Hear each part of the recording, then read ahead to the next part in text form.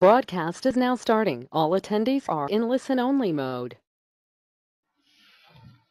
All right, can you hear me now? Okay. Let me run you through how the session will go. First, we'll be discussing the amendments, Section A in Part 1, and then we'll be discussing the amendments in Part 2. You must all be aware that in competitive examinations, they have a tendency to focus on all the amendments. Now, the amendments are crucial because you can safely rely that these will be examined from the 2018 January examination windows. So this is very much relevant for your examinations, all right? The topics that we'll be covering today are in total 3 amendments that are applicable from the 2018 windows. The first amendment that we'll deal with is the Section A, Part 1, that is the pronouncements in the inventory valuation by the FASB, all right? The other is the treatment of certain items in the cash flow statements that are to be prepared under the US Gaap and under the IFRS. So these are the 2 amendments that are applicable in Part 1, and for Part 2 it's a theoretical amendment, and we'll be dealing with the Part 2 amendments once we are done with the Part A amendments. Now let me remind you guys that if you have any questions during the session, you can simply post them in the questions section to your left or your right, and we'll deal with those questions once the topic that we are discussing is over. And even after the entire session, we'll try to have a Q&A session where we'll deal with any unanswered questions should time permit. All right. Now, that being said, the concepts that we'll be focusing today are entirely amendments, and I'm assuming that most of you have already attended the CMA lectures, so these are very much relevant for you all. So without further ado, let us begin with the first amendment, that is the FASB pronouncements on subsequent measure of inventories. Now, before we begin with this amendment, it is important to understand that there are certain terms that are used in both the IFRSs and the US Gaaps. These terms are frequently used in the standards, so it's important to understand the definitions.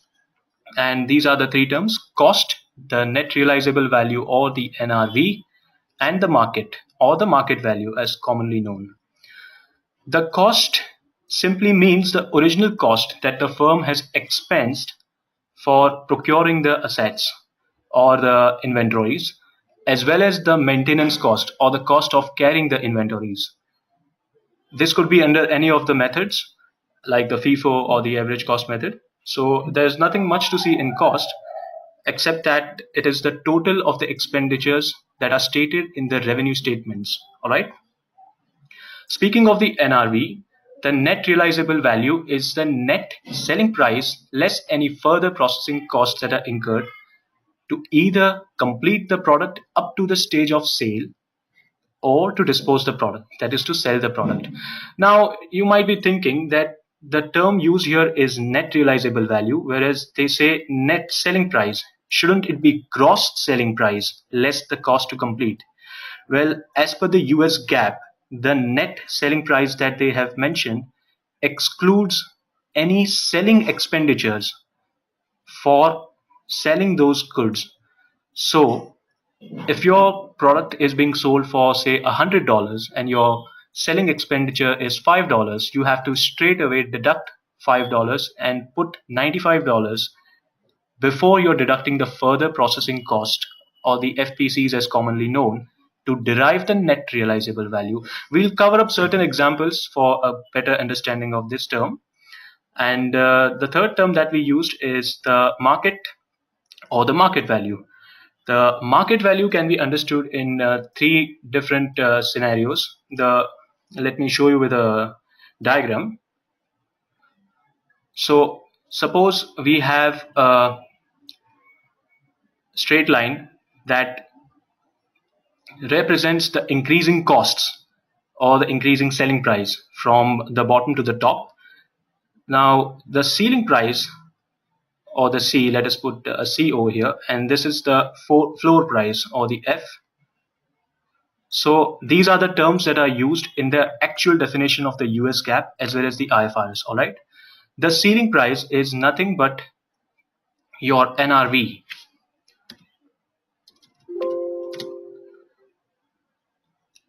And the difference between the ceiling price and the floor price is nothing but your selling expenditures. So that means your floor price is your NRV less your selling expenditures. Now there's also a term that is called as a replacement cost. Now replacement cost is nothing but any expenses that you have incurred to buy the asset or to replace the asset at a certain stage after its usage.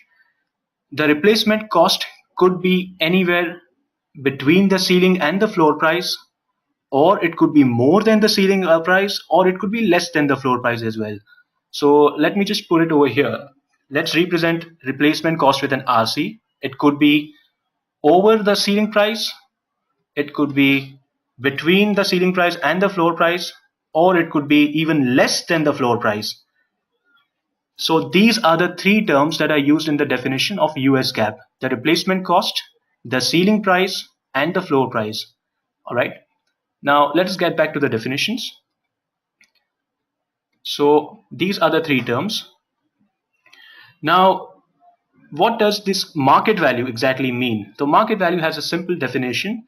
From the three terms that we've just understood, market value means the value that lies between the ceiling price and the floor price. It's just that simple.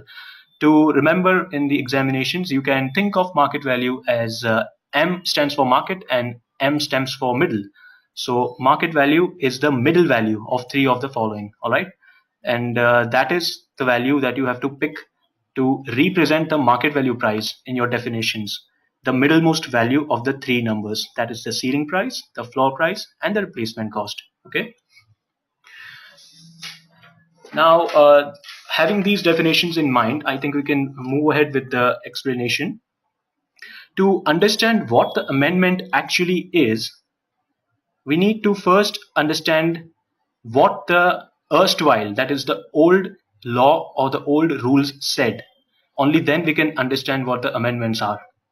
Now, let me take you to a table. I'll make a table for you to explain what the old rules were.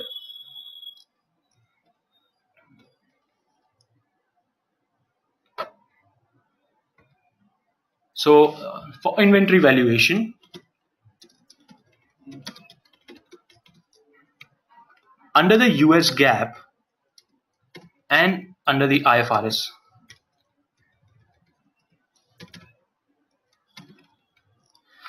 under the US GAAP, the inventory valuation was done as the lower of cost or the market value that we've just seen. Market value means M. M is equal to middle, so middle of the three. So the market value and cost are to be first calculated, and the lower of the two are to be taken as the value for the valuation of inventories. Now this was applicable for all the methods like the FIFO, the weighted average, or the RIM, that is the retail inventory method. Under the IFRSs, it was lower of cost or the net realizable value. The definitions that we've just seen are the same. This was again for all the methods. After the amendment, now under the US GAAP, for all other methods except LIFO and retail inventory method, the valuation is to be done at lower of cost or NRV. And for LIFO and retail inventory method, the valuation is to be done at lower of cost or market value. Now this is the only amendment that's applicable in the US GAAP. IFRS continues to be the same. There is no change in the IFRS. All right. So these are the amendments. Now, if you're valuing LIFO, if you're valuing inventories using the LIFO and the RIM method under the US GAAP, you should take the cost as lower of cost or market value. And if it is any other method, say FIFO method or a weighted average method or just the average or even the perpetual method, then you have to take cost as the lower of cost or NRV under the US GAAP from now onwards. All right, so I'll give you the effective date of this amendment. The effective date of the amendment has been 15th of December. As we can see, the FASB has issued the date for as 15th of December. Now this 15th of December 2016, that is for only public entities, okay? For the non-public entities, that is the non-public corporates, those entities that are not listed in the US market or the markets outside of the US, the date is 15th of December 2017, okay? So 15th December 2016 is for public listed entities for applying these amendments, and 15th December 2017 is for the non-public entities to apply these amendments. All right. I have spoken about a certain method over here called as the retail inventory method. Now, I assume that most of you have already been dealing with the FIFO and LIFO methods in your academics and even in your practical life. So you know these methods very well.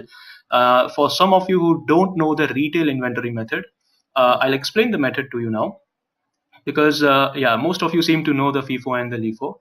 So we'll focus on the RIM method. And I'll even show you an example to understand what the RIM actually is. So let me take you to the Excel. So let us talk about the RIM method for a while. Suppose the selling price of a product is $200. All right, and its cost up to the date recorded in the books or the revenue statements is say $140. Now, if we calculate cost to retail margin or the percentage, it is 140 by the selling price, that is 70%. So the CTR, that is the cost to retail percentage, is 70%. Now this is a very peculiar calculation in the retail inventory method, because the calculation that you're seeing here will be directly given to you in the questions, and you can deal with the solutions by using this percentage, as I'll be showing you right now. Say the opening inventory is say for example $1 million. All right, say $1 million, and the sales account for over $200 million, say $2.4 million. Now the question that you have is calculate the closing inventory under the RIM. Now how to do this? We all know the FIFO and the LIFO methods, and even the weighted average method, where we take the previous sales and use the amount of the cost up to the date of the previous sale to apply on the closing value. Under the RIM, the goods that are available for sale have to be calculated first. Okay, so let us calculate the goods available for sale. Now the goods available for sale is nothing but the goods that you have on hand. This could include both your opening stocks, the opening inventories, and the purchases that you have made during the period. Say the opening stock is given here at $1 million. That is the opening,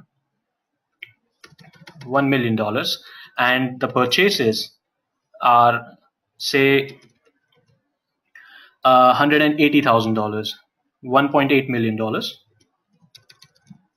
So the goods available for sale, or the GAS, would be $2.8 million. So with these goods available for sale, you can either dispose the goods off, or you can even keep them as a stock. So the goods available for sale will give you the selling as well as the sales as well as the closing inventory. The sales are given here as $2.4 million. Now, this is where the RIM method is peculiar, because the cost to retail margin that you're seeing here as 70% has to be applied on the sales value. So, applying 0.7 into the sales value, we get $1.68 million as the sales. Now, this is something called as the cost of goods sold in the common parlance as well. So the closing inventory will be nothing but the difference of 2.8 million less 1.68 million. That is 1.12 million. So this is how you calculate the closing inventory under the RIM method. Now, some of you might be wondering, when is this RIM method employed? It's entirely upon the entity's discretion. The management decides when to apply RIM or LIFO or FIFO, but they have to mention it in their financial statements, and they have to keep it steady throughout the year. So what are the factors that the management has to consider before applying this RIM method? Why could not they go for say LIFO or FIFO? So the factors that they have to keep in mind, first of all, the cost to retail formula. Now, this is very industry specific. If you happen to look into the financials of retail industries, you would see that this formula is often very high because of the margins that the companies keep, and this is the prime most factor that the management has to look. If the formula is if the percentage say is very low, the management may discard off with the RIM option.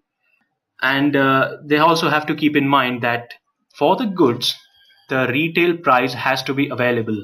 If there is no retail price, this formula cannot be applied. All right. So this is just a brief of the RIM method for those of you who did not know it. So let us move on. And now we'll understand why this amendment had to be brought into place by the US Gaap issuing authority, that is the FASB. Now, if you happen to look at the IFRS and the US Gaap, you would see that the US Gaap is a rule-based approach, whereas the IFRS is a principle-based approach.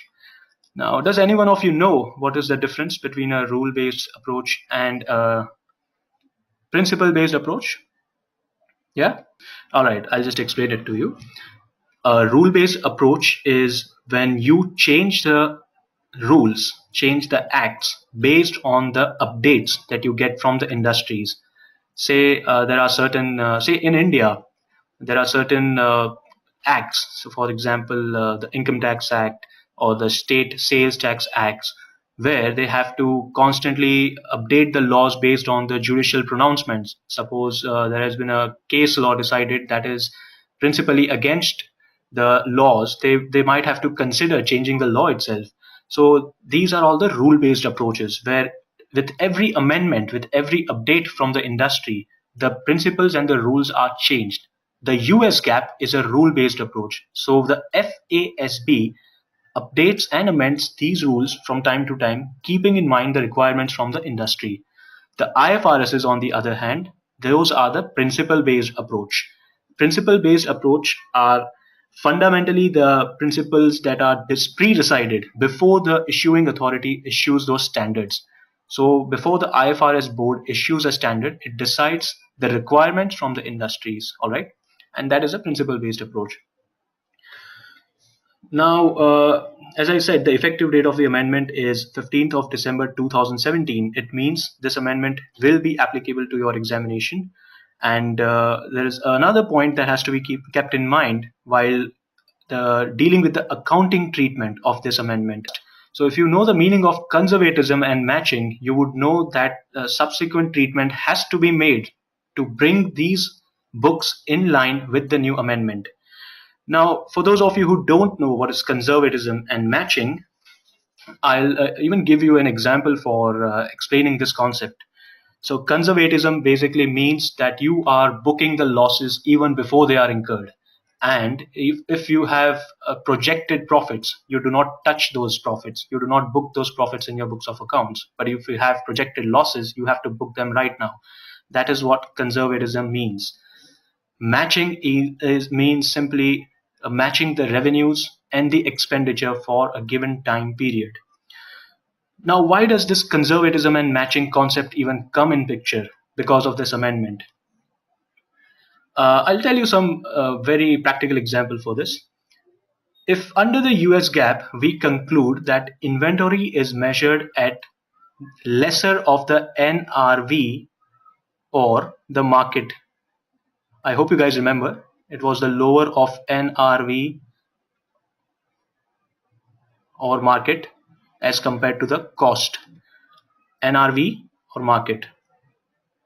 So if we keep this in mind that under the US GAAP, the cost of the inventory is lower of either the cost or the net realizable value or the market value, depending upon whether it is a LIFO or the RIM method, we have to understand that this would mean sometimes the NRV or the market value could fall below the cost. Okay, lower of cost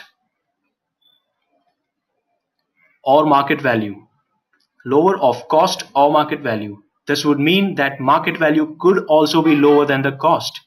Now, if you remember something called as impairment of fixed assets, you would know that the US GAAP also has something called as a reduction in the inventory value. Yes, even for the current assets, the US GAAP requires correction if the market value falls below the cost value. Okay, now I'll take you to another example, just explaining what this concept is all about. So in cases where the net realizable value is lower than the cost, we need to do an additional treatment in the books of accounts.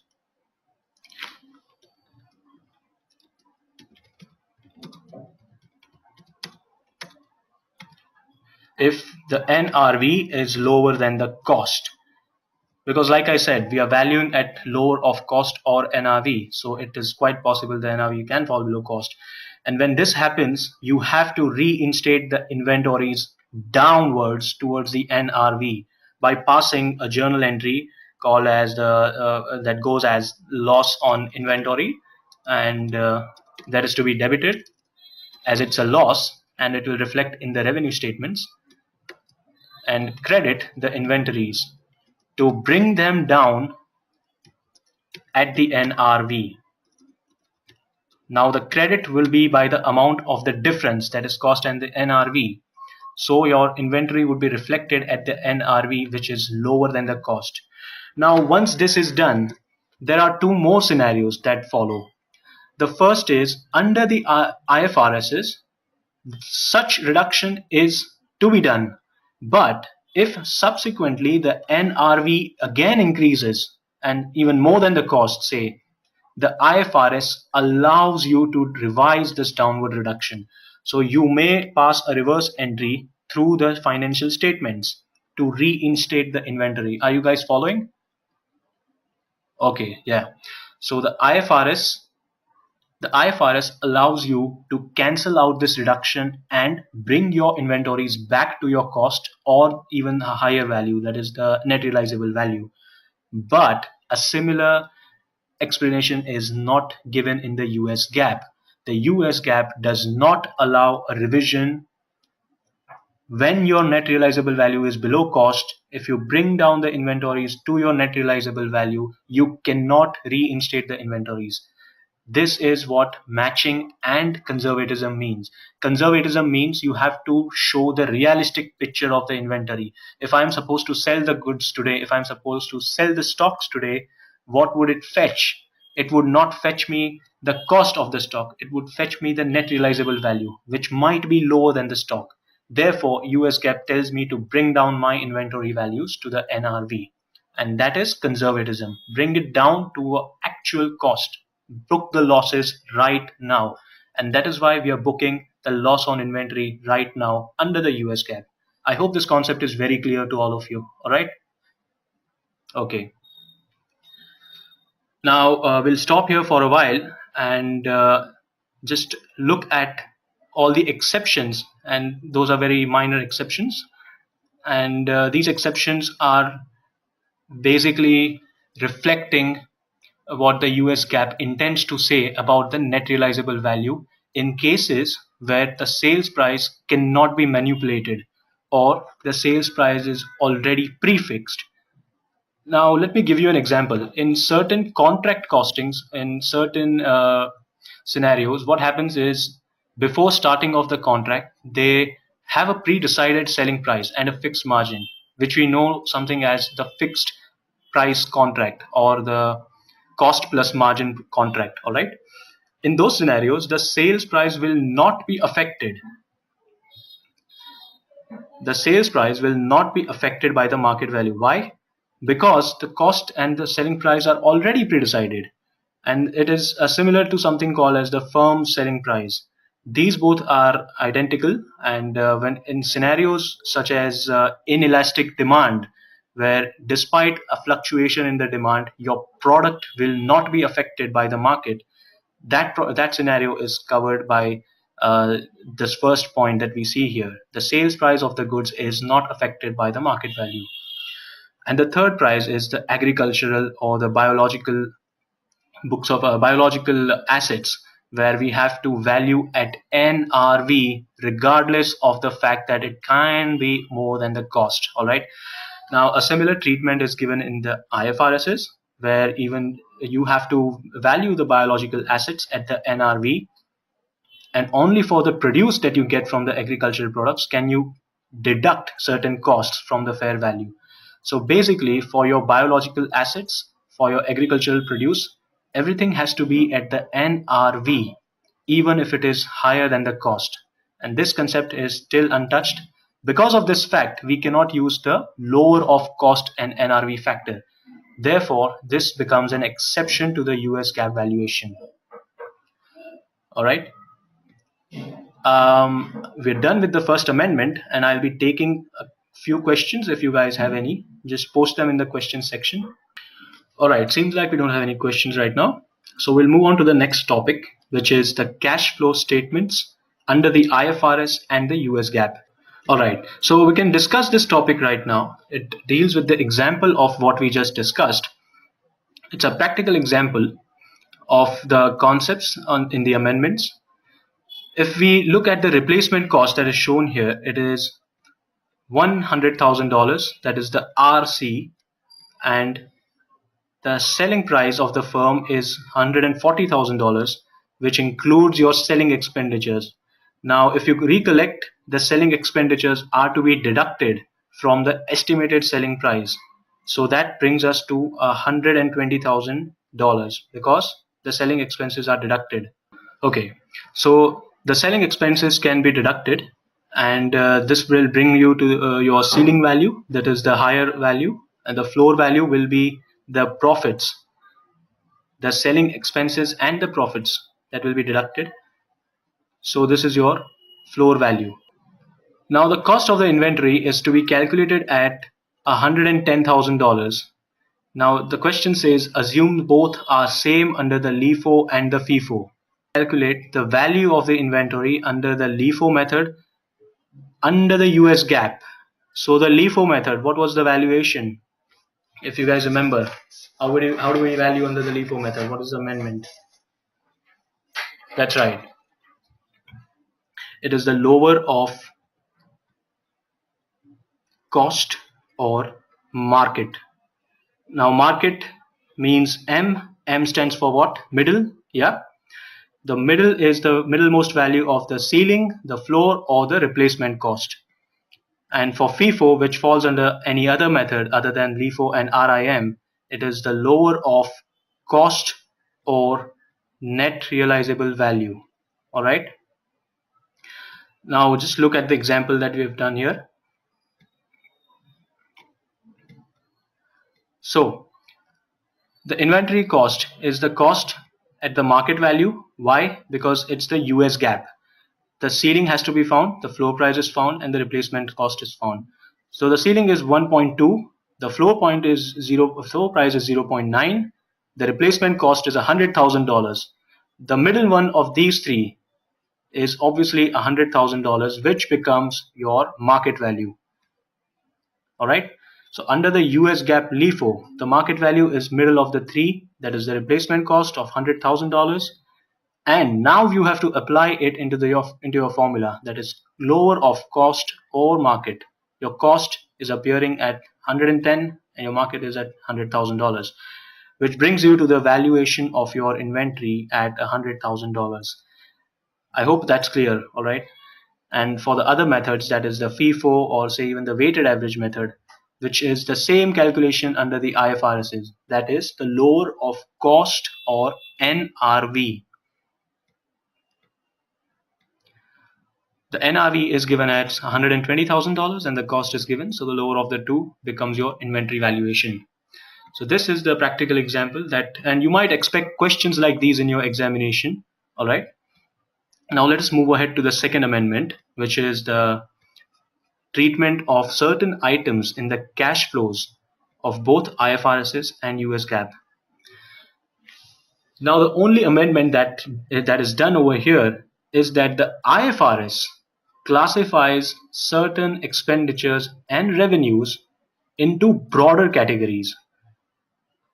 Right now what you know is that taxes paid, the interest received, the dividend paid, these are to be classified as per a particular under a particular head based on the nature of the income or the expenditure. But now the IFRSs have expanded the classification to even include them under other activities. I hope you guys remember the cash flow statement, right? The first is the operating activities. Operating activities deals with the expenses and the revenues of the firm on a day-to-day basis. When they deal with the customers and their suppliers, the cash inflows that are to be reflected are shown under the operating activities. Okay. The investing activities is imagine the asset side of your balance sheet. The asset side of your balance sheet is the fixed assets, the current assets, all those are to be reflected under the investment or the investing activities. Any additions that you have made to the assets, any reductions that you have made in the asset will be reflected in the investing activities. And if you remember the liabilities side of your balance sheet, now the changes in the liabilities or the statement of equities would be reflected into your financing activities. All right. So the financing activity deals with the increase or reduction in the capital of the entity. The investment activities deals with the increase or reduction in the assets of the entity. And the operating activities deals with the increase or reduction in the cash flow of the activities. Okay. Now what the amendment basically says is that if you have, say, paid taxes, those taxes need not necessarily be classified under operating only. They can be under investing or they can be under financing. What sort of taxes do you pay under investing? Any one of you can answer that? Okay. Under investing, you pay something called as taxes on securities. Like, for example, in India, we have STT or the Securities Transaction Tax.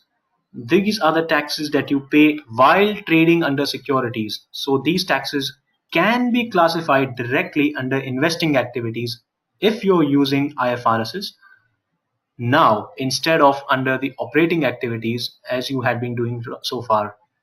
For the financing activities, what sort of taxes could there be? Any one of you can answer that? Okay, for financing activities, it is something like, say, stamp duty, because you're registering certain documents, certain loan documents where you have to pay government taxes, and those taxes form a part of your financing costs. Those costs can now be classified under the financing activity instead of the operating activity as we have been doing for now. And if you guys should know, the dividends paid are always classified as financing activities. Now, there is a very good logic that the US GAAP applies in classifying the dividends paid and the interest paid. The interest paid should also be under the financing activity, right? Because interest is related to the loans and other short-term capital, long-term capital that you're procuring for your businesses. So why is it under operating activities? The logic that the US GAAP applies is that the interest relates to the capital requirements for the current year, that is for a period of less than 12 months. Therefore, it falls under the operating activities and not financing activities. Whereas dividends paid are an outflow that is permanent, that is more than 12 months, and therefore it is a financing activities. If you pay the dividend, I'm never going to get it back, right?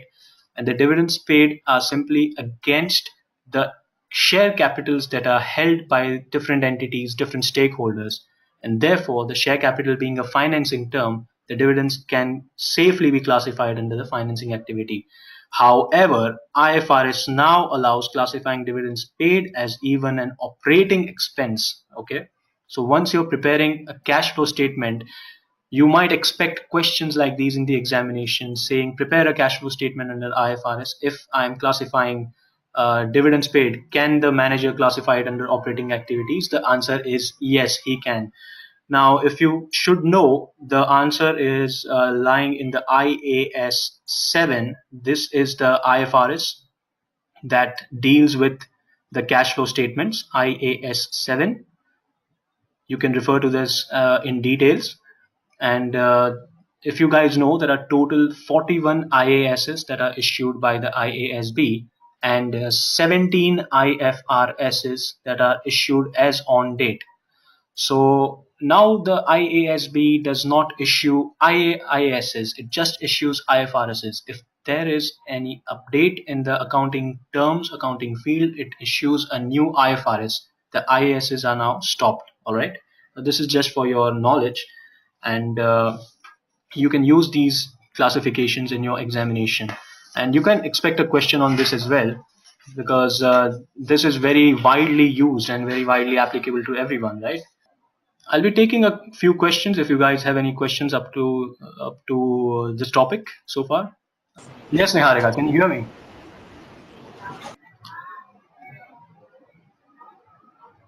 You can type in your questions if it's not audible. Yeah. Okay. There is a question. If it is not specified in the question what kind of tax is to be paid, what do we choose? So the answer to this is that if you are treating the cash flows under IFRSs, then you can safely choose operating, because if you can, as you can see, all of the items are easily classifiable under operating activities, right? Every single item is given under operating. So if it is IFRS, you can safely choose operating. But if it's a US GAAP, unless if it is mentioned that the taxes paid pertain to the dividends, all the taxes under the US GAAP or IFRSs will always be under the operating activities. All right. Yeah. I hope that answers your question. Yeah. There is another question which says, when dividends paid and received comes in operating or financing under the IFRSs. Let me see that question. I'm assuming you're trying to say that the dividends paid and received should both come under the operating activities or financing activities. Is that what you're trying to say? Okay. Okay. Yeah. Both of them do come under operating and financing. Absolutely. Yeah. You can classify them as operating. No, but except for dividends received, that has to be classified under investing. But there is no scenario where the dividends received could be classified as a financing activity under IFRSs. There is no such scenario. No. Okay. The loss on inventory valuation due to the NRV or LCM, should this be adjusted with the cost of goods sold or shown separately under the selling and the administration costs? The cost of goods sold should cover the losses of the inventory valuation. Yes. Now, there's a very good question about the inventory valuation that we've covered. It says that the reduction that we do, should we adjust that directly to the inventory cost of goods sold, or do we have to show it separately under the selling administration overheads? Now, if you guys remember, selling and administration overheads is not a direct cost. It's a period cost. It applies to a certain period in the revenue statements. So we have to bring the inventories to the actual cost. We have to put it under the direct cost. Therefore, the reduction in the inventory valuation has to be applied to the COGS and not to the selling administration overheads. All right. I hope I've answered all your questions. Okay, now let's proceed ahead with the last part of our amendments. And if we have time, we'll take questions again after that. All right.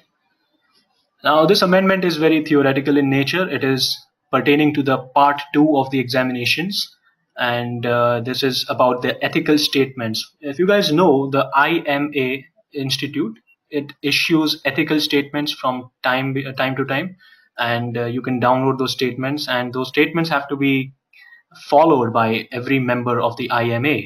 And as per the latest statement, oh, I'm sorry, I forgot about the effective date of this amendment. The effective date of this amendment is 1st of January 2017. I'm so sorry to interrupt this way. It is 1st of January 2017. Yeah, for all the financial statements that are to be made under the IFRS or the US GAAP, it has to be from the 1st of January 2017 that you have to apply these amendments. All right. All right, let's continue. So there are total 4 different ethical statements that the IMA expects you to follow, and this is a very theoretical topic. Now, there's a very easy way to remember these, and of course, most of you must be studying theories as acronyms, right? So you can use this acronym to remember. It is IC3. Yes, I stands for integrity, C 3 times, that is competence, confidentiality. The third is credibility, and the fourth is integrity. So like I said, the key to remember is IC3, and there has been an amendment in this. So to understand what the amendment is, again we'll have to revisit what the original provisions were, and then we'll understand what the amendment is. So the amendment basically is very simple. The each of the 4 code of conduct that you can see here, the competence, the confidentiality, the integrity part, and the credibility part that you have just saw. So each of these 4 have certain rules that the IMA expects the member to follow. These rules are, say, maintaining an appropriate level of professional leadership, or performing professional duties, or providing decision support. So each of these 4 code of conducts have these rules. But the amendment is that one of the rules inside the 4 code of conducts has been interchanged. That is, the 4th rule of the credibility code of conduct is actually moved from the 4th rule of competence code of conduct. This means that the 4th rule that is appearing in the credibility code of conduct, the communication about the professional limitations, was actually included in the competence code of conduct. Therefore, now from 2017 1st of July, that is July 1st 2017, this is the effective date for this amendment. All right, and the other amendment in this is that another rule has been added to the integrity code of conduct. Let us look at the integrity code of conduct. So this is the integrity code of conduct. To contribute to a positive ethical culture. This rule did not appear in the erstwhile IMA statement of code of conduct. All right. Now, these are the only amendments that are applicable, and I hope you guys remember. Say an IMA member faces a conflict scenario.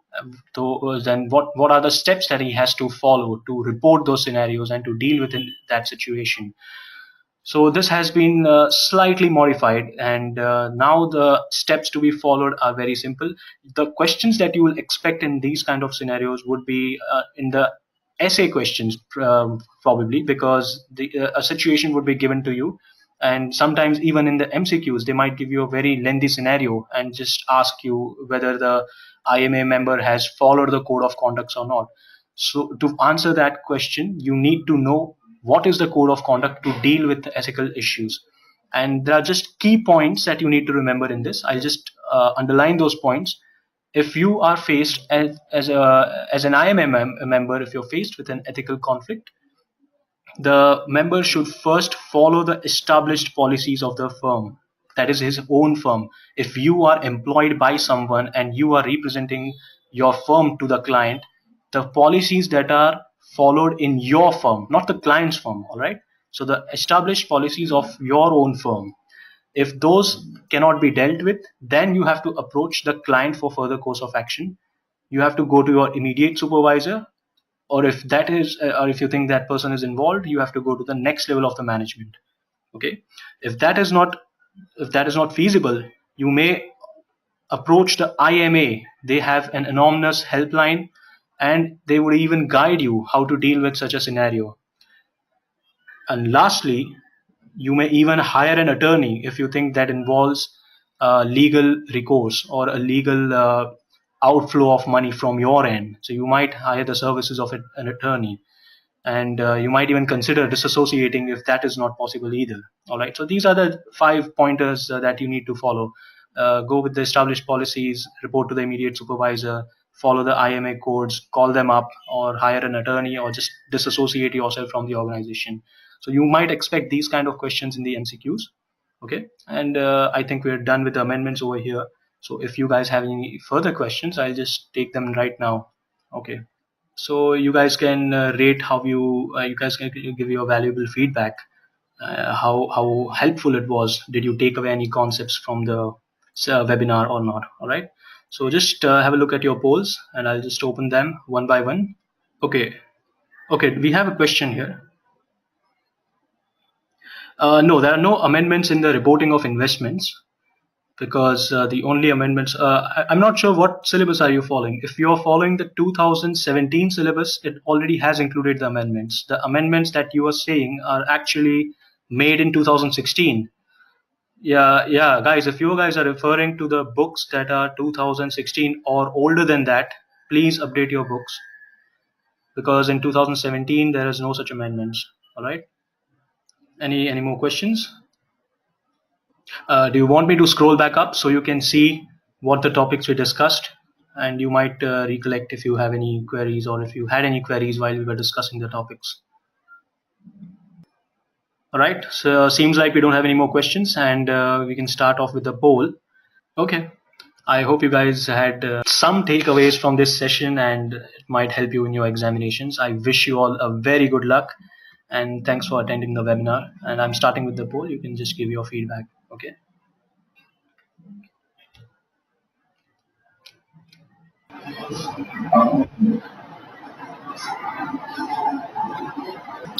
All right, thanks all for coming. Have a wonderful day, and good luck with your examinations. Okay, bye bye.